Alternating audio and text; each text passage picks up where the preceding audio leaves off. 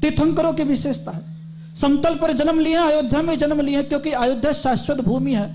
दुनिया में कहीं पर कितना भी प्रलय आ जाए सब कुछ लुप्त हो जाएगा, लेकिन अयोध्या नगरी कभी लुप्त नहीं होती है, क्योंकि वहां 24 तीर्थंकरों के जन्म के जो प्रतीक हैं, 24 कमल की पंखुड़ियां बनी हुई रहती हैं, जो स्वधर्म इंद्र पता लगा लेता है कि प्रलय के बाद भी अयोध्या नगरी कौन सी है। उस स्थान पर अपने वज्रदंड से तीर्थंकरों का जन्म स्थान नियुक्त कर देता है। समतल पर तीर्थंकरों ने जन्म लिया, लेकिन जैन तीर्थंकर जितने भी हुए हैं, आप 24 के 24 तीर्थंकरों को देखेंगे, 24 के 24 तीर्थंकर पहाड़ों से ही मोक्ष गए। समेद गढ़ गिरनारे चंपा पावपुर कैलाश को, पूजो सदा 24 जिन निर्वाण भूमि निवास को। कि सब पहाड़ों से मोक्ष गए हैं, और पहाड़ों से मोक्ष इसलिए गए हैं कि वो आपसे कहने लग गए हैं अब तो मैं नहीं हूं, इसलिए तुम अगर ऊंचाई का स्पर्श करना चाहते हो तो ख्याल करना, जब कभी भी आपको पहाड़ पर चढ़ने की आकांक्षा होगी तो पहाड़ पर आप जब कभी भी चढ़ेंगे तो अपने पीठ पर भार को लेकर के नहीं चढ़ सकते, अपने शरीर में भार को लेकर के नहीं चढ़ सकते। अगर आपको पहाड़ की ऊंचाई पर चढ़ना है तो निश्चित रूप से आपको अपना भार छोड़ना ही पड़ेगा, और जैसे जैसे आप भार को छोड़ते चले जाते हैं, हल्के होते चले जाते हैं, वैसे वैसे ऊंचाई का स्पर्श करने लग जाते हैं। तो तीर्थंकर मोक्ष जाने के बाद भी अब पहाड़ में मोक्ष जाकर के भी आपको शिक्षा देते हैं, तुम्हें अगर परमात्मा की ऊंचाई को प्राप्त करना है तो अपने परिग्रह के भार को छोड़ते चले जाओ, छोड़ते चले जाओ। जितना तुम अपने भीतर के परिग्रह के भार को छोड़ोगे उतने ऊंचाई का स्पर्श करते चले जाओगे, और एक दिन अगर तुम संपूर्ण भार को छोड़ दोगे तो निश्चित रूप से यहां मुक्ति के भी पात्र हो जाओगे। केवल मुक्ति का मार्ग दिखाने के लिए तीर्थंकर पहाड़ों से मोक्ष जाते, और पहाड़ों से मोक्ष गए। जैनियों के अधिकांश तीर्थंकर, इसलिए जैनियों के जो तीर्थ हैं वो पहाड़ों पर हैं, हिंदुओं के जो तीर्थ हैं वो नदी के किनारे हैं, अलग अलग है। वो तीर्थ है, तीर्थ का अर्थ होता है घाट, और घाट का अर्थ होता है जहां से व्यक्ति तरे, और तीर्थंकर भी उसे ही कहते हैं जो स्वयं तरते हैं और दूसरे को भी तारते हैं, उसे तीर्थंकर कहते हैं। इसलिए जन्म के साथ कल्याणक शब्द जोड़ा, जैसा कि मैंने आपको बताया था, आगे भी का और पीछे भी का, यानी स्वयं कल्याण करना और अंतिम का दूसरे का कल्याण कराना। जो स्वयं कल्याण करते हैं, दूसरे का कल्याण कराते हैं, वे ही तीर्थंकर कहलाते। और आज तीर्थंकर का जन्म कल्याणक है। और जन्म कल्याणक की विशेषता कि जन्म कल्याणक साधारण नहीं है। तीर्थंकर का जन्म ही हुआ, तीनों लोक में शांति तो छाई ही छाई, लेकिन उसी समय तीर्थंकर के जन्म की विशेषता को लेकर के जो कल्पवासी देव थे उनके घर भी घंटे का निनाद अपने आप ही होने लग गया, घंटे बजने लग गए, क्योंकि अब कोई दिव्य ध्वनि को सुनाने वाला आ गया है।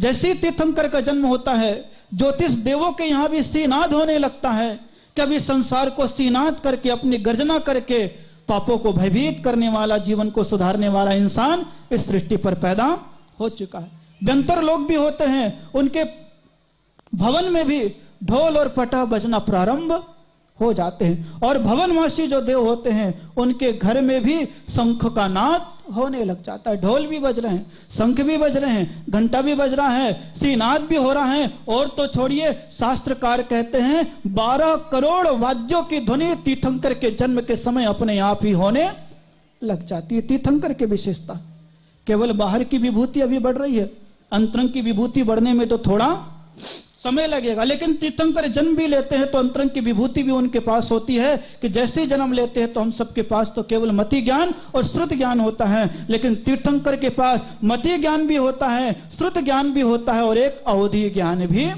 होता है। 3 ज्ञान के धारी तीर्थंकर होते हैं।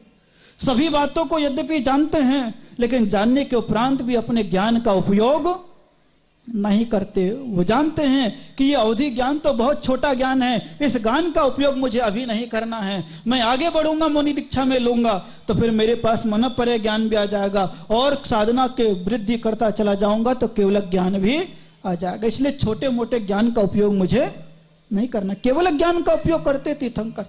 इसलिए जैसे बचपन में रहते हैं तो वे उपदेश किसी को नहीं देते, लेकिन अपना आचरण इतना श्रेष्ठ रखते हैं कि उनका आचरण ही लोगों को अपने आप उपदेश देना प्रारंभ कर देता। पार्श्वनाथ जिनेंद्र भगवान का मंदिर है, और आप लोग पार्श्वनाथ की पूजा करते हैं तो पढ़ते ही होंगे, भये जब अष्टम वर्ष कुमार लिए अणुव्रत महासुख कार। पढ़ते हैं आप लोग कि तीर्थंकरों की विशेषता होती है कि जैसे वो 8 साल के होते हैं वो पूरे के पूरे अणुव्रतों को स्वीकार कर लेते हैं। नियम नहीं होता किसी महाराज के पास नहीं लेते हैं, वो तो स्वयं स्वयंभू होते हैं और अपने आप ही उनके ये नियम हो जाते। 8 वर्ष के उपरांत ही जो 8 वर्ष से अपने जीवन को मर्यादित कर लेगा तो उसका जीवन 80 वर्ष का रहे, चाहे 800 वर्ष का रहे, चाहे 8000 वर्ष का रहे, चाहे 80 लाख वर्ष पूर्व का रहे, उसका जीवन अपने आप ही सुधराया रहता है, क्योंकि 8 वर्ष की अपने आप विशेषता है कि जैन दर्शन कहता है 8 वर्ष के उपरांत बालक के भीतर इतनी क्षमता पैदा हो जाती है कि साधना को स्वीकार कर लेवे तो केवल ज्ञान को भी प्राप्त कर सकता। 8 वर्ष में इतनी क्षमता हो जाती है, इसलिए 8 वर्ष के बाद मुनि दीक्षा लेने का भी अधिकारी हो जाता है। और एक मुनिराज तो ऐसे ही हुए हैं जिन्होंने 8 वर्ष में दीक्षा ले ली। जिनसेन आचार्य जिन्होंने आदिनाथ पुराण लिखा, 5 वर्ष के थे, नग्न खेल रहे थे, और नग्न खेल रहे थे सड़क पर, एक मुनिराज वहां से निकले, और मुनिराज जैसे निकले कि एक छोटा सा बालक जिनसेन सोम शर्मा ब्राह्मण का बेटा, एक गिट्टी के ऊपर दूसरी, दूसरे के ऊपर तीसरी, तीसरी के ऊपर चौथी, इस प्रकार जमा करके 7 गिट्टियां रख दी। और जैसी 7 गिट्टियां रखी, वहां से आचार्य निकले, देखे ये बच्चा तो बहुत प्रतिभाशाली है, 5 साल का था, नंगा खेल रहा था, बड़ा प्रतिभाशाली है, पत्थर के ऊपर पत्थर लग रहा है, इसकी विचक्षण प्रतिभा और धैर्य भी है कि जब तक पत्थर स्थिर नहीं हो रहा है तब तक ये बेचैन भी नहीं हुआ है। उससे पूछते हैं तो किसका लड़का है? मैं सोम शर्मा का बेटा हूं। बोले तेरा घर कहां है? बोले मेरा घर आगे गली में है। बोले चल तेरे घर चलता हूं। और वो मुनिराज जो संघ के साथ थे उस बालक की प्रतिभा को देखते हैं और उसे अंगुली पकड़ करके घर तक ले जाते हैं, और घर तक ले जाते हैं और इसके पिताजी से कहते हैं तेरा बेटा बड़ा विलक्षण बुद्धि का है, मैं चाहता हूं तू मुझे इसे सौंप दे। 5 साल का बेटा है, अभी 8 साल का भी नहीं हुआ। जैसे ही मुनिराज कहते हैं तो वो सोम शर्मा कहता अगर आपको अच्छा लगता है तो ले जाओ। और मुनिराज ले जाते हैं और ले जाने के उपरांत 8 वर्ष तक उसे और शिक्षा देते हैं, और 8 वर्ष तक शिक्षा देते हैं, उसके उपरांत उसे मुनि दीक्षा दे देते, इसलिए जैन शास्त्र में उनका नाम आया है आगर्भ दिगंबर मुनिराज, यानी गर्भ से लेकर के अंतिम समय तक उन्होंने वस्त्र को स्वीकार ही नहीं किया। वो जिनसेन आचार्य थे। ये साधना की पद्धति है, अपने आचरण को स्वीकार कर लिया। बाकी तो जो साधक हुए हैं 11 वर्ष में हुए हैं, जो अपने आचरण को पाला है और आगे बढ़ते चले गए। तो 8 वर्ष के उपरांत ही योग्यता पैदा हो जाती है कि व्यक्ति अपने विवेक को जागृत करके संसार के पथ को भी स्वीकार सकता है और संन्यास के पथ को भी स्वीकार सकता है। तीर्थंकर का जन्म 8 वर्ष में हो जाता, लेकिन उनके जन्म की विशेषता कि जन्म भी हो गया, 3 लोक में शांति भी आ गई है, तो पूरा का पूरा वातावरण भी शुद्ध हो गया है, कहीं पर भी कोई दारिद्र्य नहीं है। लेकिन उसके उपरांत भी उनकी विभूति जन्म की महिमा ऐसी होती है, इधर तीर्थंकर का जन्म होता है तो उधर सौधर्म इंद्र का आसन भी कंपायमान हो जाता है। और केवल अवधि ज्ञान से जानता है सौधर्मेंद्र कि मेरा आसन कंपायमान क्यों हुआ।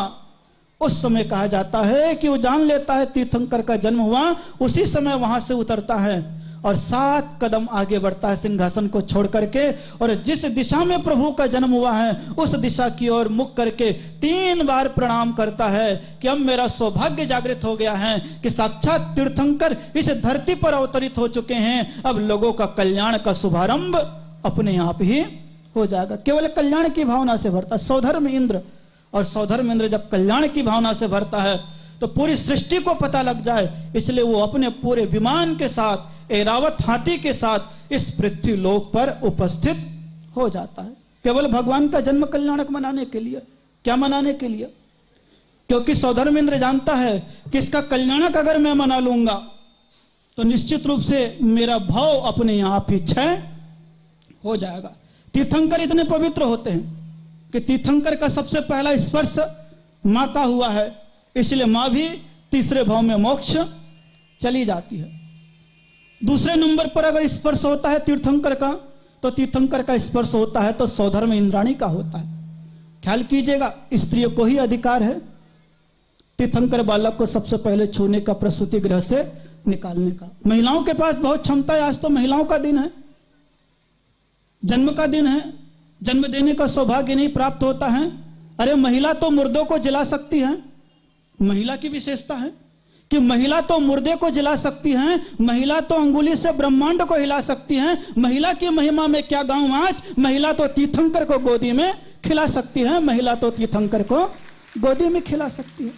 तीर्थंकरों की विशेषता होती है, गोदी में खिलाने का भी अधिकार इस महिलाओं को सबसे पहले मिलता है। तो सौधर्म इंद्र तो बैठा रह जाता है कि कब 40 नील इंद्राणियां मोक्ष जाएगी, उसके बाद मेरा नंबर लगेगा।